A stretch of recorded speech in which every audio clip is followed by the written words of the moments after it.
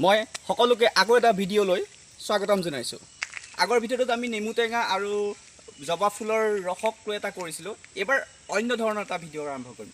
আপোনালোকে দেখিবলৈ পাইছে, এইটো চাওক, মই এটা চেগুন পাত লৈছোঁ আৰু নেমু টেঙা লৈছোঁ। ঠিক আছে, এতিয়া মই কি কৰিম, চেগুন পাতৰ যিটো ৰস তাৰ লগত নেমু টেঙা মিক্স কৰিম, কি হয় চাম। আপোনালোকে ভিডিঅ'টো চাই থাকক কি হয়।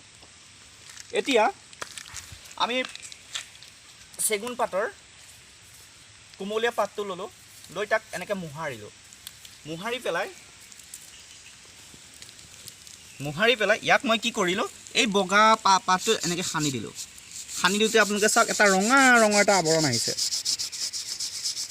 আমি আগতে সৰু থাকোঁতে এই ৰংটো এনেকৈ হাতৰ তলত সানি মাহঁতক কওঁ যে এইটো মোৰ হাত কাটিলে চাওক। এয়া চাওক, এটা ৰঙা এটা ৰঙচুৱা আৱৰণ এই পাতটোত বহিছে। আপোনালোকে নিশ্চয় দেখা পাইছে চাগে। অলপকৈ বৰষুণো আহি আছে, সেই বৰষুণতে এই আমি চাওক কাম কৰি আছোঁ। এতিয়া চাওক, এইটো এটা একদম ৰঙা এটা আৱৰণ বহিছে, আপোনালোকে নিশ্চয় দেখা পাইছে হয়নে।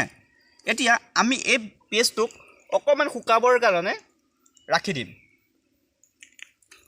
এতিয়া দেখিলে, ইয়াত আমি চেগুন পাতৰ কোমলীয়া পাতটো সনাৰ লগে লগে এটা ৰঙচুৱা বৰণ আছিলে, আমি শুকাবলৈ দিলোঁ। এতিয়া ইয়াত আমি অকল নেমু এড কৰিম। নেমু এড কৰাৰ পিছত কি হয় চাম।